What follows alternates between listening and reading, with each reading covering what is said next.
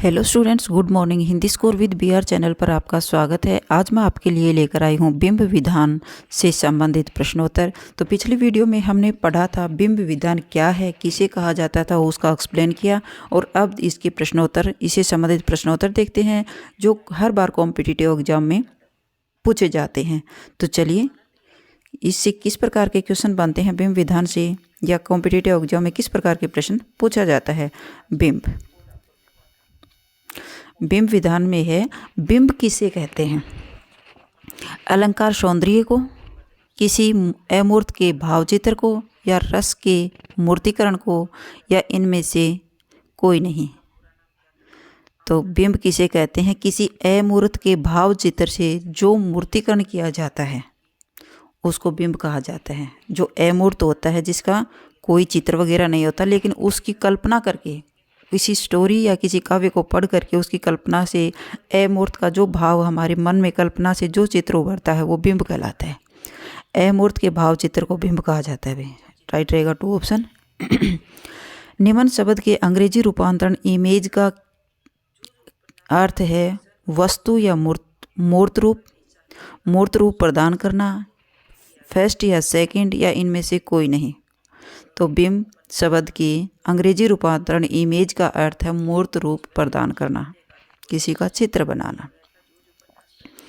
बिंब के मूलभूत तत्व क्या हैं? कल्पना, भाव, इंद्रियता, उपर्युक्त सभी। तो मूलभूत तत्व हैं उपर्युक्त सभी, कल्पना, भाव और इंद्रियता। मोस्ट इंपॉर्टेंट क्वेश्चन बनता है CD लेविस के अनुसार। तो यानी CD लेविस विद्वान ने क्या बताया बिंब को? काव्य बिंब एक भावनात्मक चित्र है। यह एक रूपक आदि का आधार ग्रहण कर भावनाओं को तीव्र करता है। काव्य अनुभूति को सादृश्य तक पहुंचाने में समर्थ है। इसने क्या बताया? जो उसने डेफिनेशन दी थी उसी के पार्ट अलग अलग बना दिए। तो CD लेविस के अनुसार काव्य बिंब एक भावात्मक चित्र भी है। यह रूपक आदि का आधार ग्रहण कर भावनाओं को तीव्र करता है, और यह काव्य अनुभूति को सादृश्य तक पहुंचाने में भी समर्थ है। उपर्युक्त सभी। तो राइट रहेगा 4 ऑप्शन। बिंब के भेद के आधार कौन कौन से हैं? इंद्रियां या इंद्रियता भी कहा जाता है, कल्पना या प्रेरक अनुभूति। तो उपर्युक्त सभी, तीनों भेद हैं इसके। इंद्रियां, कल्पना और प्रेरक अनुभूति। इंद्रियों को इंद्रियता भी कहा जाता है। राइट रहेगा 4 ऑप्शन। बिंब का गुण है। बिंब में कौन कौन से गुण होना चाहिए? भावनाओं को उत्तेजित करने की शक्ति एवं सामर्थ्य होना चाहिए। प्रसंग की अनुकूलता और सार्थकता होनी चाहिए उसमें। सजीवता और नवीनता होनी चाहिए। उपर्युक्त सभी। तो राइट रहेगा ऑप्शन 4, उपर्युक्त सभी गुण बिंब में होना निश्चित है। नेक्स्ट है, इंद्रिय बिंबों के कितने उपभेद बताए गए हैं? तो इंद्रिय बिंबों के 4, 5, 6 या 8। तो इंद्रिय बिंबों के 5 भेद बताए हैं। जो हमारी इंद्रियां होती हैं उन्हीं के अकॉर्डिंग भेद हैं इनके।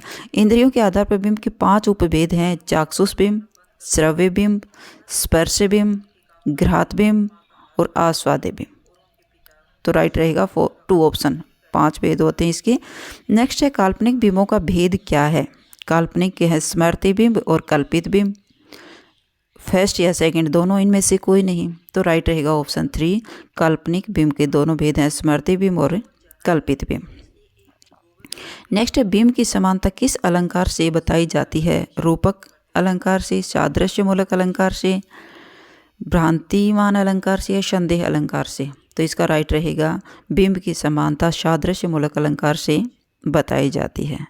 राइट रहेगा 2 ऑप्शन। बिंब का कार्य क्या है?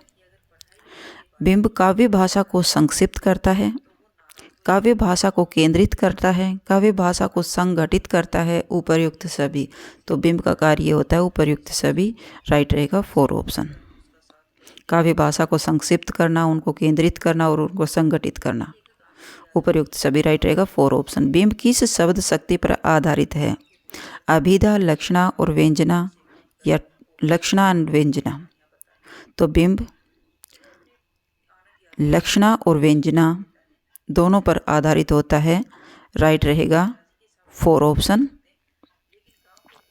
नेक्स्ट है, खिला हूँ जो बिजली का फूल, मेघ बन बीच गुलाबी रंग। उपर्युक्त पंक्तियों में बिजली का फूल पदबंध है। तो उसमें खिला हो जो बिजली का फूल, मेघबन बीच गुलाबी रंग। उपर्युक्त पंक्तियों में बिजली का फूल पदबंध है कौन सा? तो बिजली का फूल में एक बिंब बन रहा है, राइट रहेगा 4 ऑप्शन। बिंब यथार्थ का एक सार्थक टुकड़ा होता है। वह अपनी ध्वनियों और संकेतों से भाषा को अधिक संवेदनशील और पारदर्शी बनाता है। यह कथन किस समीकक्ष का है, किस विद्वान का है? तो यह केदारनाथ सिंह का है कि बिंब यथार्थ का एक सार्थक टुकड़ा है। वह अपनी ध्वनियों और संकेतों से भाषा को अधिक संवेदनशील और पारदर्शी बनाता है। तो इतना याद रखिए, केदार सिंह ने कहा था कि बिंब यथार्थ है, बस उसका सार्थक टुकड़ा यथार्थ का सच्चाई का और संवेदनशील और पारदर्शी बनाता है। ये केदारनाथ सिंह का डेफिनेशन थी, राइट रहेगा फर्स्ट ऑप्शन। कवि की प्रतिभा की कसौटी उनके बिंबों की शक्तिमता, मौलिकता एवं प्रभाव क्षमता है। यह कथन किसका है? कवि की प्रतिभा की कसौटी उनके बिंबों की शक्तिमता, मौलिकता और प्रभाव क्षमता है। ये हर्बर्ट रीड का है, राइट रहेगा 2 ऑप्शन। हर्बर्ट रीड ने क्या कहा है कि प्रतिभा की कसौटी शक्तिमता और मौलिकता का प्रभाव की क्षमता रखता है, राइट रहेगा 2 ऑप्शन। किसके द्वारा कवि वस्तु, घटना, व्यापार, गुण, विशेषता, विचार आदि का साकार तथा निराकार पदार्थों और मानसिक क्रियाओं को प्रत्येक से इंद्रिय ग्राह्य बनाता है, वह होता है बिंब। बिंब के द्वारा ही ये सब होता है, राइट रहेगा फर्स्ट ऑप्शन। निम्न में से कौन सा बिंब का प्रकार है? इंद्रिय बिंब, मानस बिंब, उपर्युक्त दोनों, इनमें से कोई नहीं। तो उपर्युक्त दोनों, राइट रहेगा 3 ऑप्शन। इंद्रिय बिंब और मानस बिंब, मनुष्य के मन पर भी जो बिंब बनता है वो मानस बिंब कहलाता है, फर्स्ट एंड सेकंड। तो ऊपर राइट रहेगा 3 ऑप्शन। इंद्रिय बिंब के 2 प्रमुख बिंब कौन कौन से होते हैं? दृश्य व अन्य संवेद्य, भाव व विचार, स्पर्श व घ्राण, गोचारण व कर्षि। तो इसमें वैसे तो फर्स्ट एंड 3 दोनों राइट बनते हैं। इसमें इंद्रिय में स्पर्श भी आता है, घ्राण भी होता है, दृश्य होता है, अन्य संवेद्य में। तो इसमें राइट रहेगा फर्स्ट ऑप्शन, क्योंकि दृश्य और अन्य संवेद्य तो वो सारे उसी में आ जाता है, संवेद्य में ही। तो राइट रहेगा फर्स्ट ऑप्शन। उजला पाख कंवार का, फूला कांस सा, खिल चांदनी रात की कली सुहावनी, इन पंक्तियों में कौन सा बिंब बनता है? उजला पाख कंवार का, फूला कांस सा, खिली चांदनी रात की कली सुहावनी में बिंब प्रयुक्त हुआ है दृश्य बिंब, सांस्कृतिक बिंब, श्रव्य बिंब और घ्राण बिंब। तो राइट रहेगा फर्स्ट, इसमें दृश्य बिंब बनता है। उजला पाख कंवार का, फूला कांस सा, उसको देख करके मन में बिंब उभरता है, तो इसमें दृश्य बिंब है।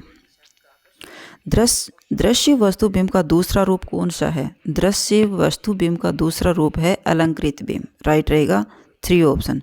दृश्य वस्तु बिंब का दूसरा रूप है अलंकृत बिंब।